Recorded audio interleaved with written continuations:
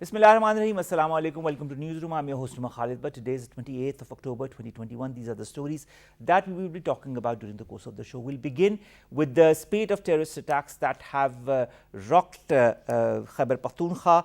There are 8 security personnel, including 4 soldiers, that have been martyred in different parts of KP. And of course, this is just the latest in a spate of attacks. Pakistan has been fighting terrorism since the last decade plus.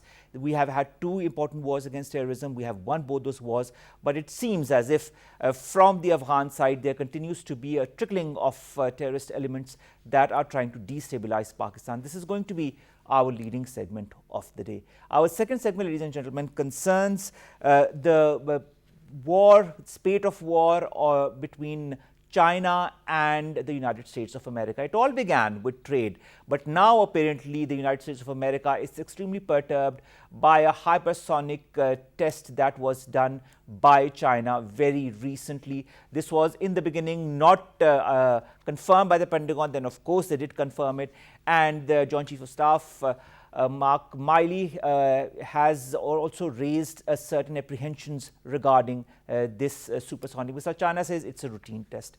But nevertheless, we see a certain tension between China and the United States developing. This is going to be our second story of the day.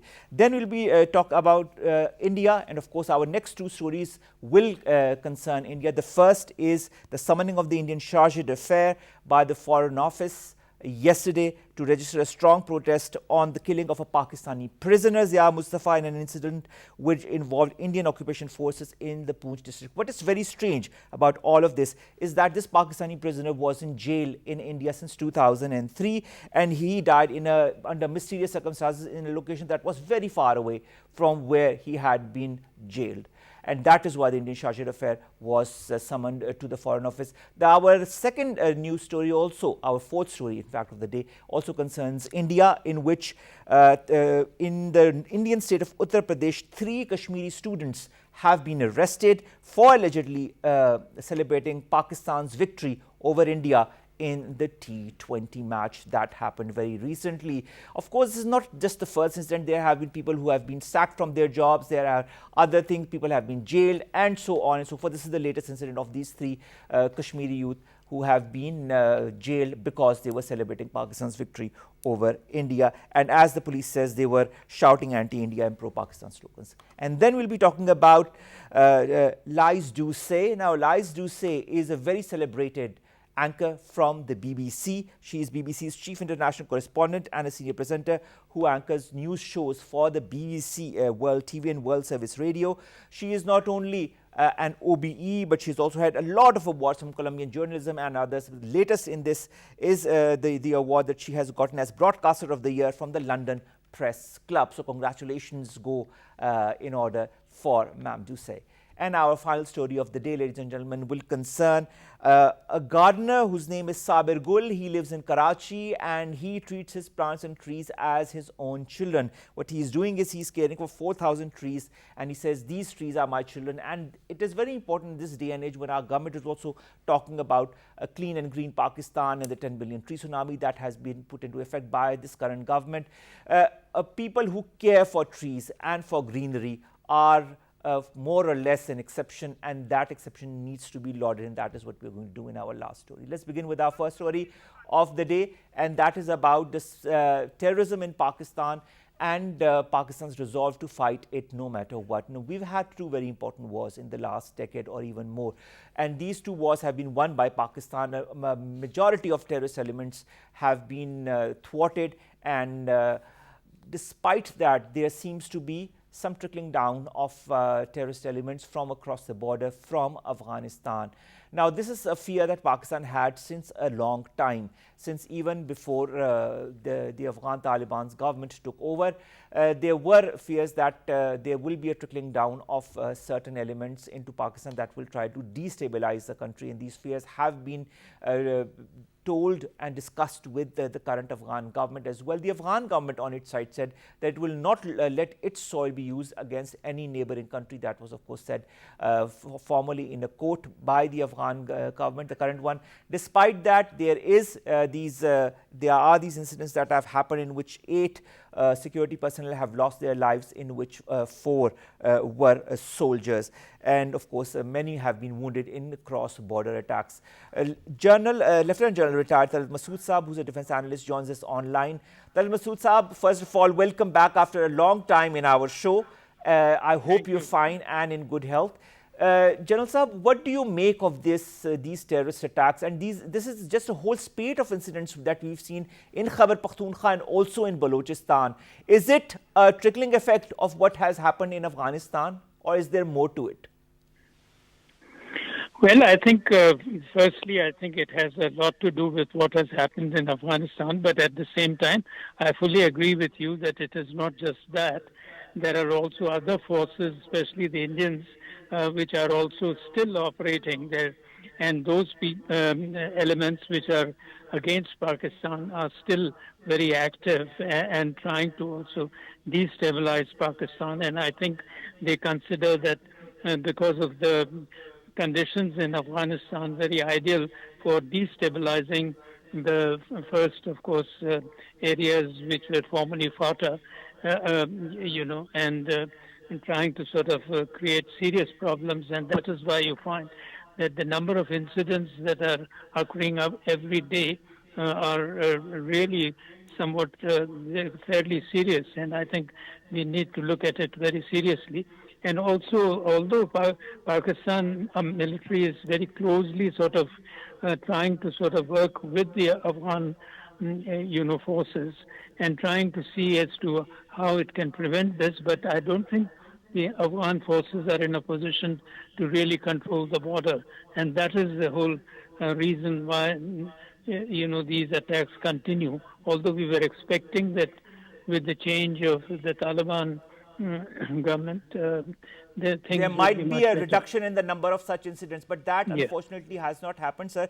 And if we just look at the second and third quarter of 2021, there is an increase in 73% increase in the number of fatalities in Pakistan because of such incidents that have happened. And these incidents are concentrated in Khyber Pakhtunkhwa, B in Balochistan, but of course of late what has happened in which 8 security personnel have lost their lives, including 4 soldiers, has happened in Khyber Pakhtunkhwa, 3 different incidents. Now, there is, of course, the Tehreek-e-Taliban Pakistan. That is one of the strongest elements that is creating havoc in Pakistan. And Pakistan is well aware of that. We've also apprehended some of those who have been involved in it. But what needs to be done? What, in your point of view, General Saab, should be now undertaken by the authorities, whether it be the intelligentsia of Pakistan, the forces of Pakistan, or the police? I must say that Pakistan had already anticipated that things will be very chaotic as far as Afghanistan is concerned. And they had taken some very solid measures. As you know, they had really did the barbed wire fencing, which was extraordinary considering the type of terrain that is there. And they completely fenced the area. And at the same time, also they sort of laid mines and then furthermore, they had strengthened their border force, realizing that things will be more chaotic or very difficult. So I think they increased their force there on the border, on the western border. And so these were the 2 very major measures. Then they also, I think, improved their surveillance through satellite and other means. But despite that, the conditions in Afghanistan at the moment and the continuous movement of people from Afghanistan to Pakistan and from Pakistan to Afghanistan, that, of course, one does not have much control over that. And it's very difficult to differentiate. And as the army chief was saying, and the other military senior officers have always emphasized that it's very difficult to make out as to who exactly amongst them is a militant who comes to Pakistan, because they all look alike and they come as normal people from Afghanistan into Pakistan. So I think this is also a very important factor. And you cannot possibly prevent the movement of people from Afghanistan to Pakistan and vice versa. So these are some of the weaknesses. Well, I wouldn't call them weaknesses, but these are the realities.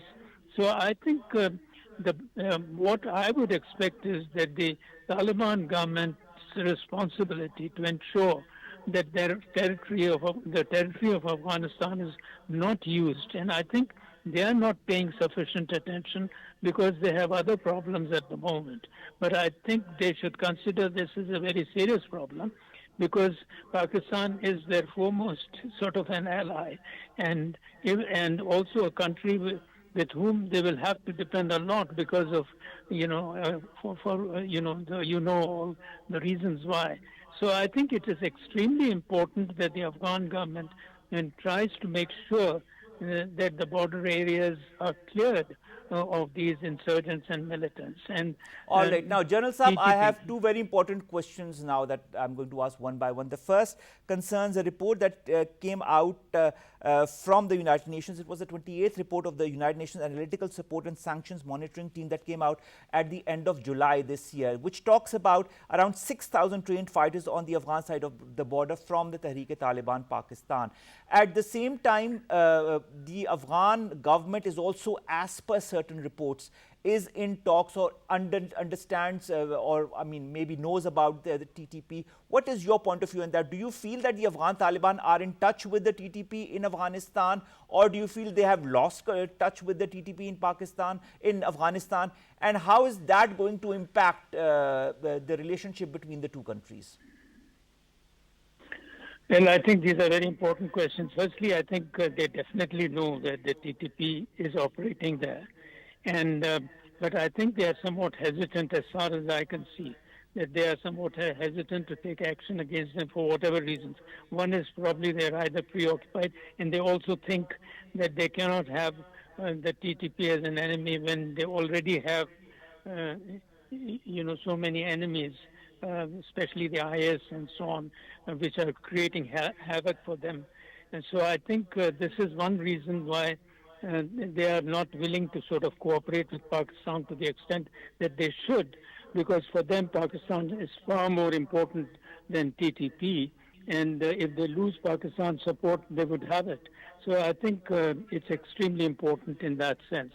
And I would also agree that the Taliban government will have to sort of really cooperate fully, and also ensure, because if they do not have control over their area, then the IS and especially the IS will also dominate that area, and then we will have attacks in Pakistan and in Afghanistan. So I think it is in the mutual interest of both the countries for several reasons. One is that, of course, security. The other is the confidence between the two countries. Third, the economy of the two countries depends on how safe the passages between the two the borders are between the two countries. And so much depends as to sort of ensure that the borders remain peaceful, and there are not elements like these, the ones who are trying to damage Pakistan and also damage Afghanistan.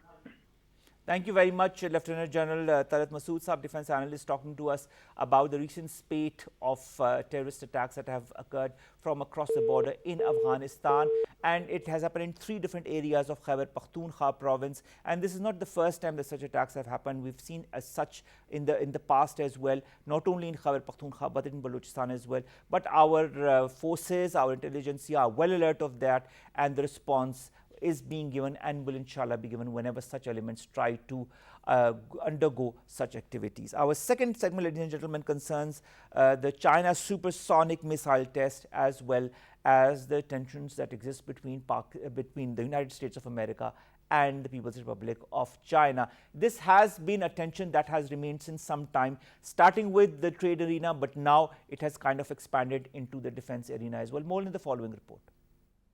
The specter of new space race and newfound superpowers scramble for hypersonic weapons has raised alarm bells of resurgent great power competition. As US-China relations vacillate between hope and despair, China conducted not one but two tests of new hypersonic weapons in July and August, according to London-based Financial Times. Beijing launched a rocket that employed a fractional orbital bombardment system to propel a nuclear-capable hypersonic glide vehicle around the Earth for the first time on 27th of July. More than 2 weeks later, on August 13th, China conducted a second hypersonic test, a Financial Times reported, noted, citing US intelligence officers familiar with the matter. Reacting to this startling development, top US General Mark Milley has called China's recent hypersonic missile test very close to a Sputnik moment, referring to the Soviet Union's launch of a satellite in 1957 that signified their substantial lead in the so-called space race. These remarks surfaced as the chairman of the Joint Chiefs of Staff in an interview with Bloomberg TV called the test of hypersonic weapon system a very significant technological event that occurred. This new fascination regarding hypersonic glider weapons after a reportedly successful Chinese test is helping drive an arms race that is eclipsing hopes of return to disarmament by the world's major powers.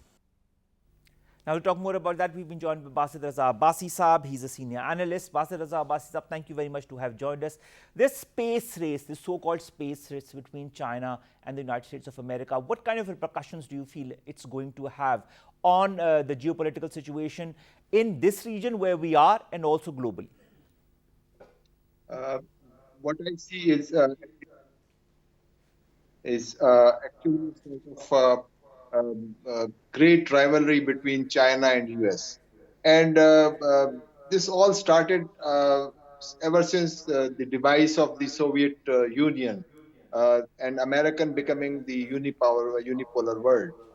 But this unipolar world was very short-lived, and very soon China emerged as a very strong challenger to the US supremacy in the world. And now with this hypersonic missile test, actually they have taken a lead, because this is an area in which not much of progress has been made.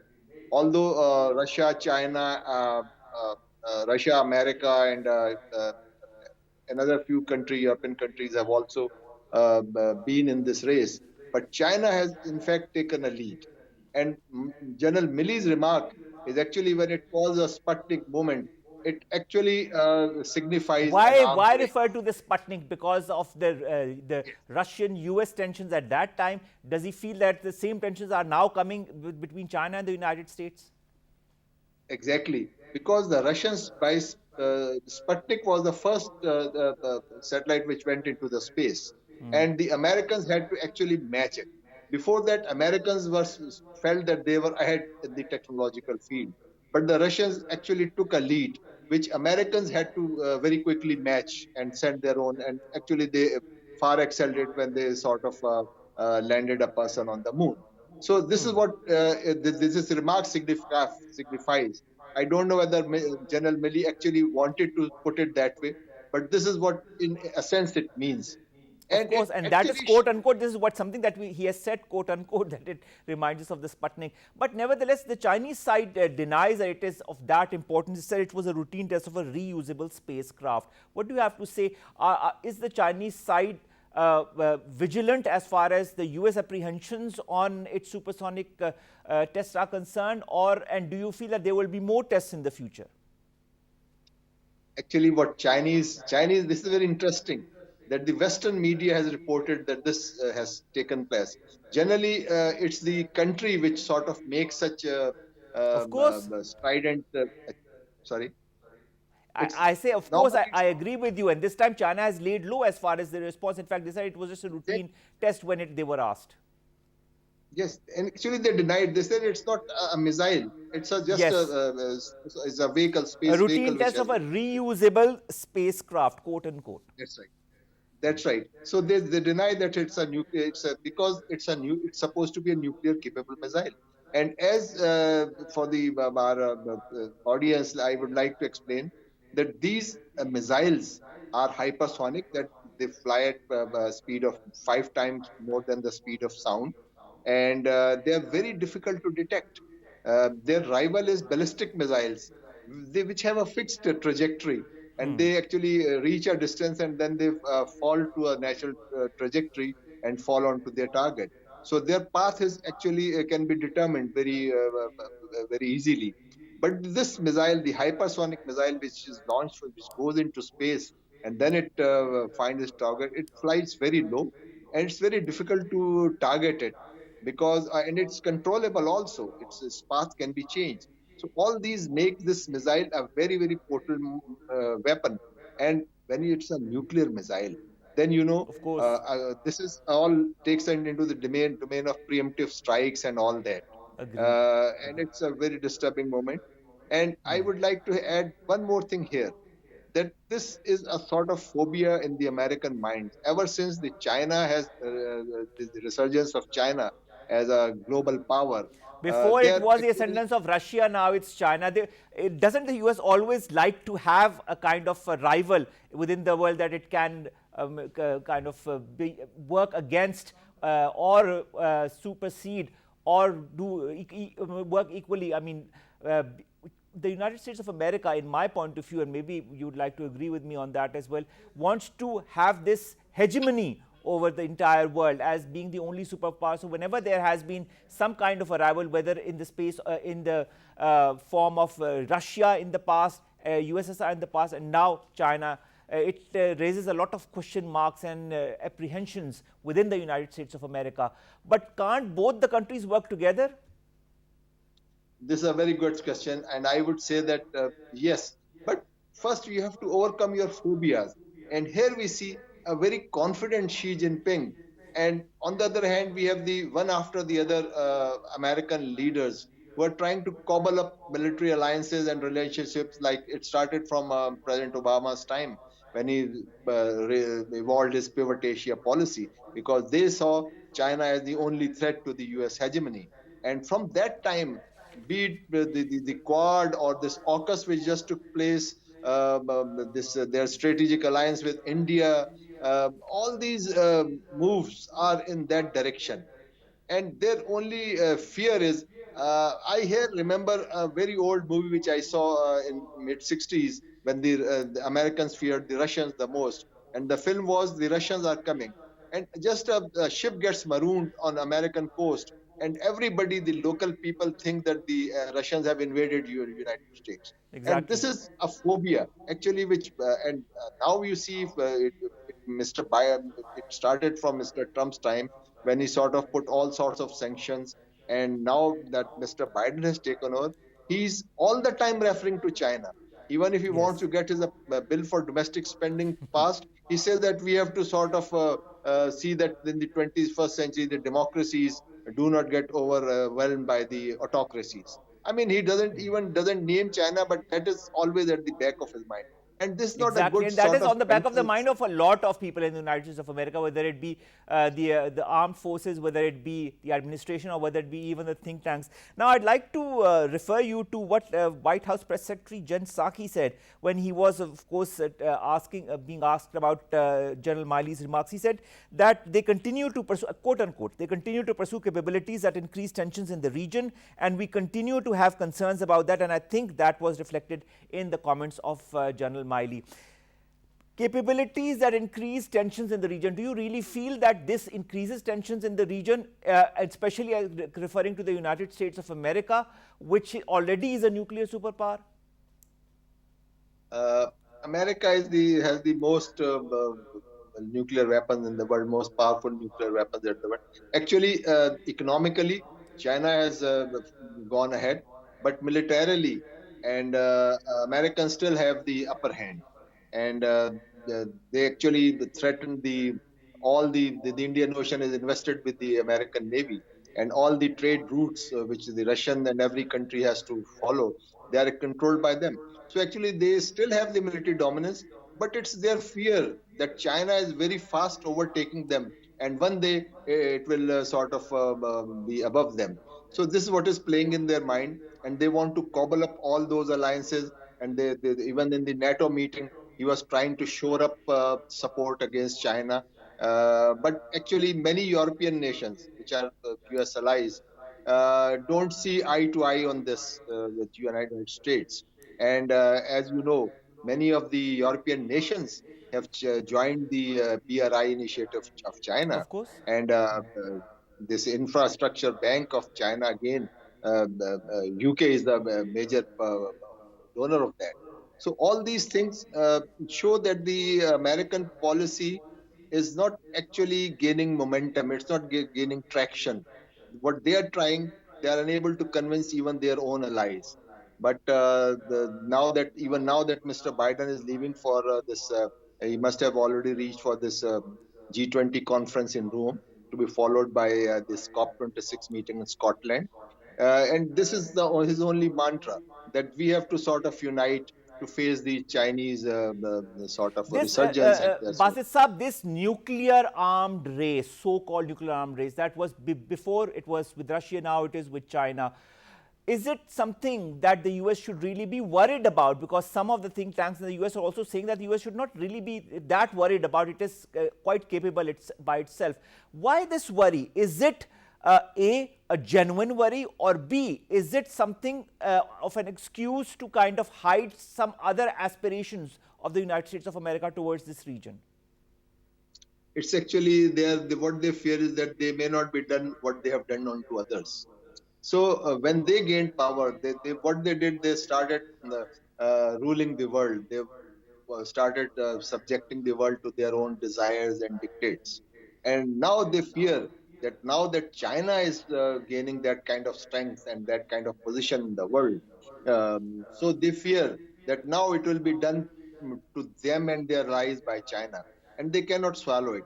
And I'd like you to remember that during the last days of the American Donald Trump's presidency, the this General Miley himself had to call his counterpart in China and assure them that this president, who seemed to be sort of hell bent on sort of teaching a lesson to the Chinese, he will not be able to use the nuclear bomb. He will not be able to bomb China, launch a nuclear attack, and the US military will not let it happen. So this is what is there, the phobia in the minds of the Americans. And as Or let if us you see, speak, compare speaking it of to the phobias, Basit Chinese, Saab, I'd like to kind of add to something to that. Guardian, the British newspaper, says something, and I'd like to quote them on that. It says China has been expanding its network of underground silos that could be used to launch intercontinental range nuclear missiles, and this has rebuffed the American calls to join nuclear arms control talks. What is your take on that? I very strongly feel, because when I see the Chinese, tell me, where have they done some aggression? I don't see them going and capturing someone else's land. They have been peacefully developing inside their own country and inside their own borders. Of They have course. only moved out to help the other nations, and that is what actually has won them the praise of the world. And that's why even the European nations were compelled to join the BRI initiative and infrastructure bank. So this is also shows that the American mind has a hegemonistic mind, and it sees anybody who gains power as a new hegemon. And this is their mindset. They can't get out of it, and if they can't get out of this mindset, they will never be able to face realities, and they will never be able to work for peace, which is possible, which is doable. But for this, you have to get over with your phobias, and you have to see the realities of the world as it is. If you start always see the other guy as the enemy who is just ready to pounce on you at the first available opportunity, then how can you talk peace? How can you initiate peace?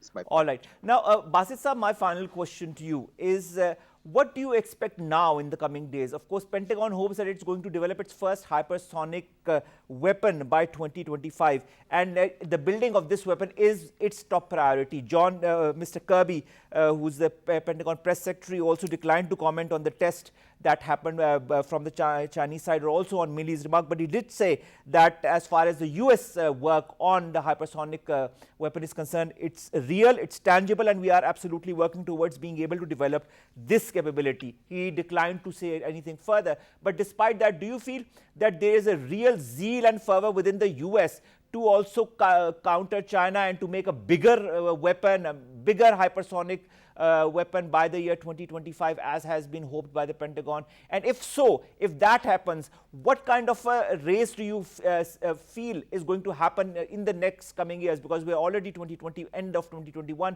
2022 is upon us, and it won't be far off when the US would have also developed its weapon. There's a silent war always going on. This is a technological warfare. And we already have a lot of battlefronts as far as the artificial intelligence, the cyber security, and these areas are concerned. Of course. This digital world in which we are living, here the lines between the civilian and military technologies have almost vanished. This is what we see, that Huawei, which was a civilian the telecom company, and the Russians, the Americans felt so threatened that they sort of banned them. And even the contract with the UK, Americans pressurized UK to walk out of that contract. Of course. So this kind of things are going on. And hypersonic missile is just one of the dimensions. It's not the only weapon which can change the dynamics. The real work is on the artificial intelligence and the cyber security and things like that. And China has taken a lot of lead in that. And that is what actually worries the Americans and their allies. Let's hope that these worries are properly controlled, and that this race apparently that is now edging from the US side and going towards China is not going to take dimensions that will be uncontrollable in the years to come. Thank you very much, Basit. Raza, Abbasi Saab, senior analyst, talking to us about the tensions that have developed and are continuing to develop between China and the United States of America, now especially on the defense arena. Let's go to our next two segments, and both the segments concern India. The first is the Indian Charge d'Affaires, who has been summoned to the Foreign Office yesterday, in which they talked about the mysterious death of a Pakistani prisoner who is languishing in Indian jail since 2003. And the second is about three students in Kashmir who have been imprisoned because, as per the Indian authorities, they were chanting pro-Pakistan and anti-India slogans. Dr. Waqas Kausar, Foreign Affairs expert, joins us online. Dr. Saab, thank you very much to have joined us. It's a pleasure to have you on our show. Dr. Saab, what do you make of these two incidents? The first, of this mysterious death of this Pakistani prisoner in India since 2003, who is found now in another area all of a sudden, and then is proclaimed dead, and then India claims that it is a Pakistani, and this second incident, of course, of these three students. I'd like to have your comment on both of them. Thank you very much, first of all, for having me. First, I would like to say that, when it comes to the issue of students, particularly those are booked under UAPA particularly, it's if you say it's an indication of something bigger happening in the society, particularly when it comes to, when it comes to Kashmir, the resistance of the people, their sentiment and aspirations, they have been demonstrating not only through this match. There is a history of this entire conflict and complex dispute, and the peoples have been resisting, and there have been a lot of, we've been witnessing this from decades, I guess, from last 74 years. So I guess this is just an indication, a sort of their reiteration of their aspirations and beliefs largely. And what particularly BJP government, the way they have treated, particularly post 5th of August, I guess that has totally alienated not only Kashmiri young people, but particularly all the generations and all the people across the board. So this particularly chanting the solution also slogans also is an indication that particularly when you see the response of And Indian this did not happen authorities. in Kashmir, Dr. Saab. This happened in Uttar Pradesh, but there were 3 Yes, Kashmiri I know, students. I know. They were in Uttar Pradesh. No, even the medical students within Kashmir, those they are investigating this. There Of are more than course. 300 medical students, and there's a bigger question. The question is that you don't have any political solution or answer of a political question, then you resort to some brutal force. That is the complete failure of BJP government, particularly when it comes to Kashmir, that you don't have any answer, legitimate answer of a legitimate political demand, and then you resort to the draconian laws. And this UAPA is you can detain somebody for 6 months and then it goes on and on. Why? Because just you want to. It is specially designed to curb, I must say, to curb the civil liberties of the people. So I guess this is an indication of a larger thing. I mean, over the period of time, what we have witnessed is that during the BJP era, these fault lines, the people, the division. I mean, support was meant to bring nations together. But if you have an agenda of division and dividing people and communities based on commune and religion lines, this happens. And it's not only now Kashmir is there, even in the mainland India, which this happens. And I guess support was something which should not have been politicized or controversialized. But you have seen one thing, that this is an indication of a bigger, larger question and a problem for larger issue that is slowly and steadily engulfing the entire India, not only Indian illegally occupied Jammu and Kashmir, but even beyond that, all of our not so friendly neighbor. What do you have to say about the extrajudicial killing of this Pakistani citizen that was languishing in jail since 2003 and now has been found under mysterious circumstances in the Poonch area? See, this is.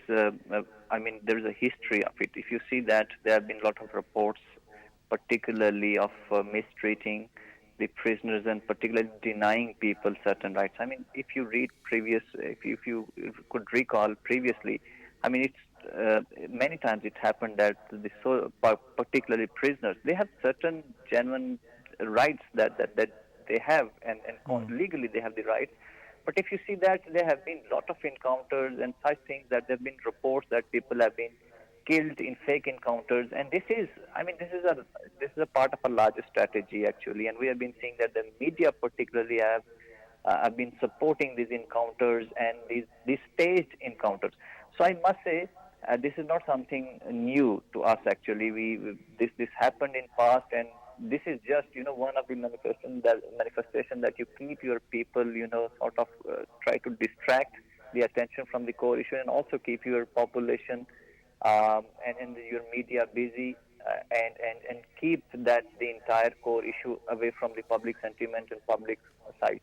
But I guess there has to be a proper investigation of all these things, because there have been a lot of fake claims and there have been a lot of fake news in past. And I mean, and also a lot of fake killings and extrajudicial killings, to be very frank, Dr. Saab. I mean, this is just a part, as you said, part of a very large picture, and a lot of things we don't even get to know what are happening in India. But a lot of things now we are knowing thanks to social media and all the media outlets that are out there. Thank you very much, Dr. Waqas Ali Kausar, foreign affairs expert, discussing with us the 2 incidents that have happened in India. The first about this Pakistani prisoner languishing in Indian jails who was found kilometers away, long distance from here in Poonch, and died under mysterious circumstances as per claimed by India, and that is why the Indian Charge d'Affaires was summoned to the Foreign Office yesterday. And the second is of the 3 Kashmiri students who've been jailed in they were found in Uttar Pradesh. Apparently, as the government is saying, they were chanting anti-India and pro-Pakistan slogans.